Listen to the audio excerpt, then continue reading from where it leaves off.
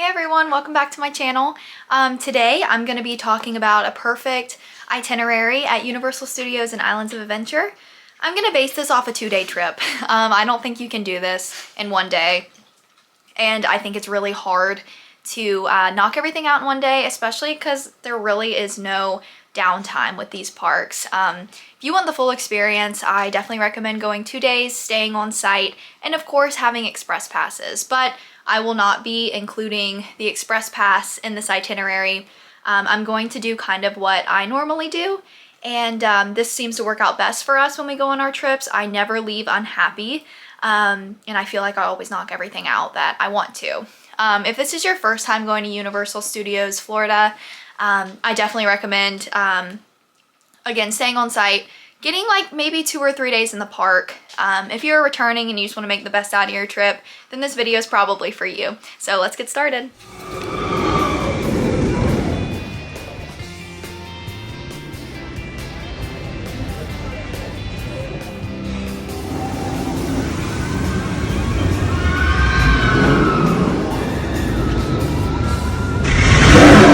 Say my trips end up working out the best when I don't plan out every hour, and that's definitely something that you need to take into consideration. I think when you take it easy, you take it slow, and you really make the most of your time, it makes it way more enjoyable, instead of being like, we have to go here, we have to go here. I've mentioned a couple times in some of my past videos that that's the one thing I don't like about the Genie Plus at Disney, is you're constantly wondering where you're going next. This video is kind of just going to be what I do, when to hit some of the most popular rides, and what you'll find most success in with your day. So early park admission is offered for both Universal Studios and Islands of Adventure during busy times of the year. Sometimes they only offer it for Universal one month and Islands of Adventure the next month. The times also vary. I've seen early park admission early as 7. I've seen it at 8 a.m. and 9 a.m. depending on events that are happening at the parks. You want to check that out on the Universal app. I'll show you how to get there right here. Open that Universal app and go to, there's like a place where you can look at like park hours, and then you can look at different months. So if you're planning a trip, go look there first. Make sure, you know, early park admission is for the park that you want. You can get early park admission by staying on site at a Universal hotel. I've never really seen it offered with a ticket, so I always recommend staying on site. And yeah, so let's start with my number 1. All right, I'm gonna give this a Islands of Adventure early park admission standpoint, and I'll do a Universal one as well. If Islands of Adventure is the only park offered for your early park admission, a lot of people are like, oh, go hit Hagrid's first thing at early park admission. If you are not the first ones at the gates before they even open, this is a horrible idea. A lot of people will think, oh, I'm gonna get there like 15 minutes after the park opens and I'll go to Hagrid's. Yeah, good luck. It'll be a 2-hour wait by then. Everyone does the same thing. They run to Hagrid's, which is fine. I mean, it's a great ride, so I understand wanting to knock it out first thing in the morning, but it does not work unless you are the first in line. So what I would recommend is getting to Velocicoaster first thing. They have a much quicker load time. And yeah, you'll get on, get off probably in about 10 minutes. I know a lot of people are like, well, what time am I supposed to ride Hagrid's? Well, I'll get to that next. So first I would hit Velocicoaster. I would then venture over to Kong if you're interested in riding that. I think it's a ride. I wouldn't skip this one. I think it's an experience. So Kong will be probably a 5-10 minute wait, depending on what time of the year you go. No one hold me against these times that I'm saying. This is normally just what I experience in April. So Velocicoaster, then to Kong. I would go over next to the Marvel area. I'd go ahead and ride the Hulk. The Hulk will still be a pretty short wait. It normally is in the mornings. Warning, this ride is rough. So if you don't want to ride too many roller coasters in a row, I'd save this one for later. But then when you're in the Marvel area, go ahead and knock out Spider-Man while you're there. I'm telling you, these 4 rides I just mentioned, you will get all of these done in the first hour of early park admission if you are there when the park opens. I think this is probably one of your best ways to kind of knock some stuff out. Yeah, and then after that, there's a nice little Cinnabon right near the Marvel area I normally grab a coffee there and some cinnamon rolls, of course. Absolutely delicious. And yeah, they have other options too. They have breakfast sandwiches if you're interested in that. After you've had some breakfast and you just want to relax, it does not hurt to take a little breather and ride something not so crazy. They have the Seuss Trolley High in the Sky ride. I think I said that right.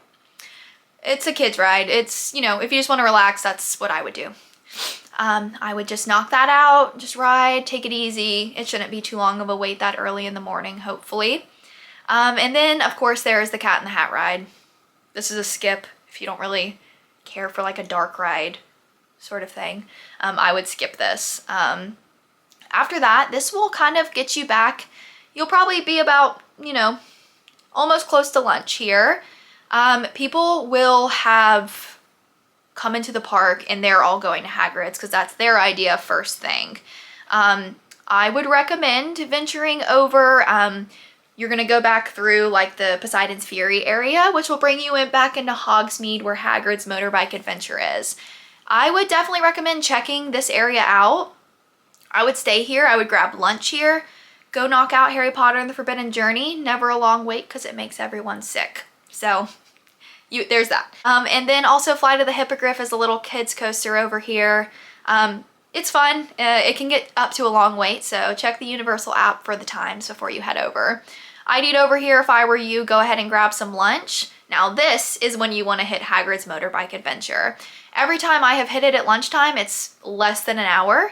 The posted wait could be 80 minutes, but you may only wait 60. I would recommend having maybe a small bite to eat and then getting in line for this ride. Your food will settle by the time you get to the front. Then you're gonna venture back over after you've ridden Hagrid's motorbike adventure, had some lunch, grab a butterbeer. You're gonna be looking still probably around lunchtime, 1 o'clock, 2 o'clock. You can venture right back over into the Jurassic World area. You can ride Velocicoaster again. I'm sure the the ride wait time won't be too long. Or Jurassic Park River Adventure, which is a very fun little, you know, boat ride. Pretty big drop.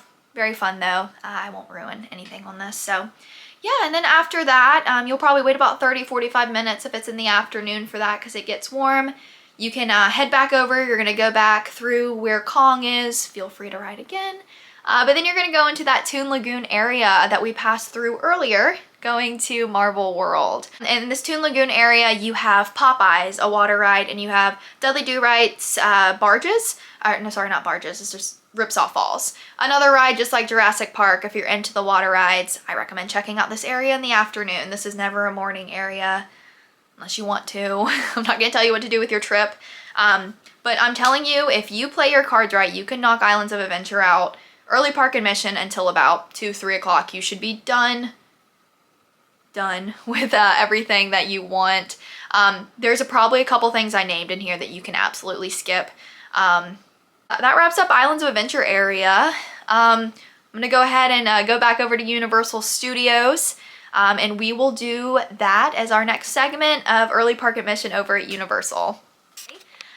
This is pretty easy for me. I think the first place I would go normally at early park admission is I run to Diagon Alley. Experiencing Diagon Alley with the crowd levels not being nearly as bad is a much better way to start your day. I do want to say, I don't think I said this with Islands of Adventure, sometimes some of the rides don't open until 10 or an hour later than early park admission, depending on what they're running that morning. Crowd levels also depend on this, so just adding that.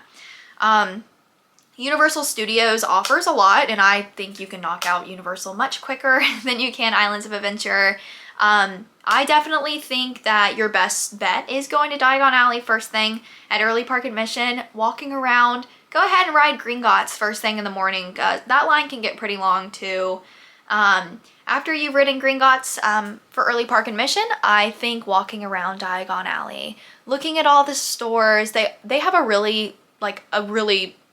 have a lot of stores in there. They also have a candy shop, ice cream. Ollivanders is there. It's in Hogsmeade too, over at Islands of Adventure. And of course you can grab some food over here as well if you want to grab some breakfast. Or if you're not really hungry and you're done in Diagon Alley, head over to the Mummy. The Mummy is one of my favorite rides. I normally actually hit this before Diagon Alley, but I would recommend, you know, crowd purposes. Mummy's never really too bad of a wait in general. So Gringotts ride, Diagon Alley, and then heading over to the Mummy. Once you are, you know, all done with the Mummy, you should only wait about probably 10-15 minutes for that one. You can head right back over to the front of the park that you came through. Despicable Me is in that area if you want to. I never really ride any of the rides over there. Just saying, but, you know, I would, if you have kids, I would hit this first. Okay, I'm gonna go back. If you have kids, I would hit Despicable Me first. That line gets really long. If you aren't interested in the Despicable Me Minion Mayhem area, you can go right over to Rip Ride Rockit, which is right behind it.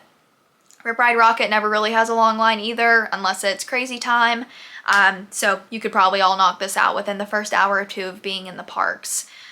Once you're done with Rip Ride Rockit, you can walk right back to the front, and I recommend going down that little New York area. The boulevard, I'm sorry, not New York. The Hollywood Boulevard, maybe? I'm blanking today. Just look at some of the stuff. It's kind of quiet over there. They have some shows if you want to attend those. Once you come out, you'll hit right where Transformers is. That's a 4D, just like Spider-Man, or 3D, 4D. I would recommend riding that. Go ahead and knock that out. That line can get pretty long, especially after the park opens to the public. After I finish up with that area, I go right over back to near DreamWorks Land, which will open this summer, and go ahead and ride E.T. Never a long line for this one, but it's a classic, so recommend getting on this one. Once you're done with E.T., this will take you over to the Simpsons Land. I never, ever, ever, ever, ever ride anything over here. But if you're into The Simpsons and you like the motion simulator rides, the Simpsons ride is never a long wait, as no one rides it because it makes everyone super sick. So yeah, after you're done with The Simpsons, you can head right over to the Men in Black ride, which is right behind. If you just keep walking straight, it's right by the Simpsons ride. And then you are kind of at the back of the park at this point. I haven't missed anything so far, I don't think. After Men in Black is done, you can circle back around and you'll run into Diagon Alley again. So it's kind of a little bit on the smaller side, but one thing I like to do at Universal Studios is I definitely think that you can walk around more, experience more. That New York area where the Mummy is fabulous. It's so fun to walk around there. I recommend eating at Finnegan's, one of our favorite restaurants over at Universal Studios. So with a park-to-park ticket, you can take the train over, if you're in Universal, you can take King's Cross Station over to Hogsmeade over at Islands of Adventure. And you can do it the other way as well if you're in Islands of Adventure and you want to come over to Universal Studios. This is a really fun experience, and I think kind of the way I just told you, like if you have, you know, early park admission over at Islands of Adventure and you knock everything out, you can head over to Universal and knock everything out that I just said. You kind of won't get to experience as much if you do everything in one day, but I take the train both ways for each park day that I'm there. That's kind of my perfect short itinerary. I'll probably do a video on a much longer itinerary of things that I recommend hitting, food, details, all that type of stuff, but just a short one if you're just looking for some information. I think if you're going to the parks, I would try and ride everything, especially if it's your first time coming. I also want to say that rides do break down, so what I just said could totally be shaken upside down. But yeah, so that's just kind of a quick thing I wanted to address, just a little itinerary, rides to hit, tips about Hagrid's Velocicoaster, and re-ride stuff. I mean, if you have more time in the parks, take your, you spend a bunch of money to be there. You might as well just stay and enjoy it. Of course, if you have Express Pass, this video doesn't really apply to you because with Express, you can pretty much ride whatever you want. If it's not busy, of course. Always gonna have that. If it's busy, if it's not.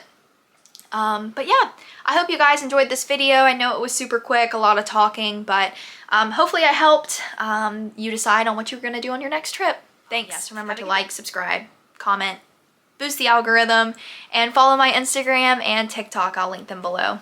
Bye.